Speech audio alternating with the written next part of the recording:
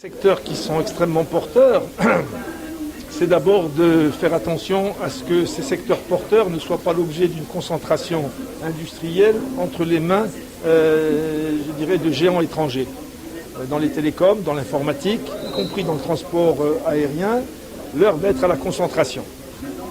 On va avoir un tissu d'entreprise beaucoup plus resserré d'importance mondiale. Il ne faut pas que le marché marocain, que ce soit celui des services informatiques, que ce soit celui des services télécoms, que ce soit celui dans tout ce qui est lié à la digitalisation, mais aussi dans des secteurs comme le transport aérien, il ne faut pas que notre pays devienne un enjeu ou de grandes puissances économiques, je ne parle pas d'État, je parle d'entreprises qui deviennent des grandes puissances économiques, eh bien imposent leurs lois ou s'entendent sur le dos du marché marocain. Donc avant de parler d'opportunités, il faut faire attention au fait que même les secteurs qui vont grossir ne pénalisent pas notre indépendance économique, qui est une chambre de commerce et d'industrie étrangère, européenne. Au moment où, tout le monde l'a dit, le président du CESE le dit, c'est une carte à jouer pour le Maroc, où nous voulons nous présenter comme une alternative à la localisation dans des pays très lointains.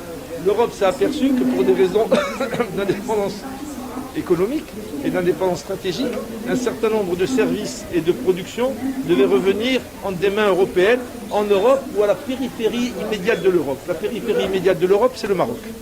Donc c'est le moment de nous positionner comme étant un endroit capable d'offrir aux Européens à la fois la garantie d'approvisionnement et de contrôle des productions et des contrôles économiques des entreprises en question, à la périphérie de l'Europe, donc à des distances très courtes. Et c'est vrai que la Chambre française, qui regroupe les entreprises françaises au Maroc, peut jouer là un rôle d'ambassadeur des intérêts marocains très important au bénéfice de tous les partenaires. Je crois que le Maroc a toujours montré sa volonté de respecter ses engagements internationaux en matière de protection des investissements, en matière de traitement équitable des entreprises.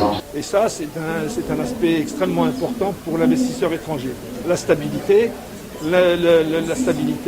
la garantie de protection des investissements, et puis la liberté d'entreprendre et la complète maîtrise par les actionnaires de leur activité économique dans l'entreprise.